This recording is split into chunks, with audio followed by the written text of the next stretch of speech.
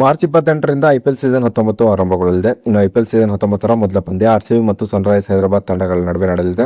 ಇನ್ನು ಸನ್ರೈಸ್ ಹೈದರಾಬಾದ್ ಎದುರು ನಡೆದಿರುವ ಪಂದ್ಯಕ್ಕಿಂತ ಮುಂಚೆ ಆರ್ಸಿಬಿ ತನ್ನಲ್ಲೇ 2 ತಂಡವನ್ನು ಮಾಡಿಕೊಂಡು ಒಂದು ಅಭ್ಯಾಸ ಪಂದ್ಯವನ್ನು ಆಡಿದೆ. ಈ ಅಭ್ಯಾಸ ಪಂದ್ಯದ ರಣರೋಚಕ ಹೈಲೈಟ್ಸ್ ಅಪ್ಡೇಟ್ ಅನ್ನು ಈ ವಿಡಿಯೋದಲ್ಲಿ ನಾವು ನಿಮ್ಮ ಜೊತೆ ಶೇರ್ ಮಾಡಲಿದ್ದೇವೆ. ಈ ಸುದ್ದಿಯ ಡೀಟೇಲ್ಸ್ ಅನ್ನು ಕೊಡುವುದಕ್ಕಿಂತ ಮುಂಚೆ ನೀವು ಆರ್ಸಿಬಿ ತಂಡದ ಅಭಿಮಾನಿಗಳಾಗಿದ್ದಲ್ಲಿ ಈ ವಿಡಿಯೋಕ್ಕೊಂದು ಲೈಕ್ ಮಾಡಿ. ಹಾಗೆ ಆರ್ಸಿಬಿ ಸನ್ರೈಸ್ ಹೈದರಾಬಾದ್ ಎದುರು ನಡೆದಿರುವ ಪಂದ್ಯದಲ್ಲಿ ಗೆಲುವನ್ನ ಕಾಣುತ್ತದೆ ಅಂತ ನಿಮಗೆ ಅನಿಸುತ್ತದೆಯೋ ಅಥವಾ ಇಲ್ಲವೋ ಎಂಬ ನಿಮ್ಮ ಅನಿಸಿಕೆಯನ್ನ ತಪ್ಪದೇ ಕಮೆಂಟ್ ಬಾಕ್ಸ್ ಅಲ್ಲಿ ತಿಳಿಸಿ. ಕೂಡ ಐಪಿಎಲ್ ಸೀಸನ್ 19ಕ್ಕಾಗಿ ಆರ್ಸಿಬಿ ಭರ್ಜರಿ ರೀತಿಯಲ್ಲಿ ತಯಾರಾಗುತ್ತಿದೆ. ಇನ್ನು ಐಪಿಎಲ್ ಸೀಸನ್ 19ರ ಮೊದಲ ಪಂದ್ಯಕ್ಕಿಂತ ಮುಂಚೆ ಆರ್ಸಿಬಿ ತನ್ನಲ್ಲೇ 2 ಸ್ಕ್ವಾಡ್ಗಳನ್ನು ಮಾಡಿಕೊಂಡು ಒಂದು ಅಭ್ಯಾಸ ಪಂದ್ಯವನ್ನು ಆಡಿದೆ.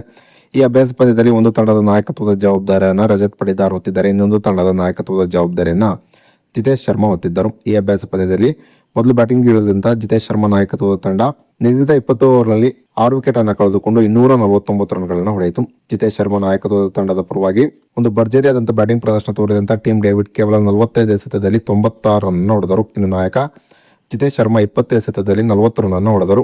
ಇನ್ನು ರಜತ್ ಪಟಿದಾರ್ ನಾಯಕತ್ವದ ತಂಡದ ಪರವಾಗಿ ಭುವನೇಶ್ವರ್ ಕುಮಾರ್ 2 ವಿಕೆಟ್ ಅನ್ನು ಪಡೆದುಕೊಂಡರು. ಇನ್ನು ಗೆಲುವಿಗಾಗಿ 250 ರನ್ಗಳ ಗುರಿಯನ್ನು ಪಡೆದಂತ ರಜತ್ ಪಟಿದಾರ್ ನಾಯಕತ್ವದ ತಂಡದ ಪರವಾಗಿ ವಿರಾಟ್ ಕೊಹ್ಲಿ ಒಂದು ಭರ್ಜರಿಯಾದಂತಹ ಬ್ಯಾಟಿಂಗ್ ಪ್ರದರ್ಶನ ತೋರಿದರು. ವಿರಾಟ್ ಕೊಹ್ಲಿ ಕೇವಲ 24 ಎಸೆತದಲ್ಲಿ 51 ರನ್ ಹೊಡೆದರು. ಇನ್ನು ನಾಯಕ ರಜತ್ ಪಟಿದಾರ್ 15 ಎಸೆತದಲ್ಲಿ 24 ರನ್ ಹೊಡೆದರು.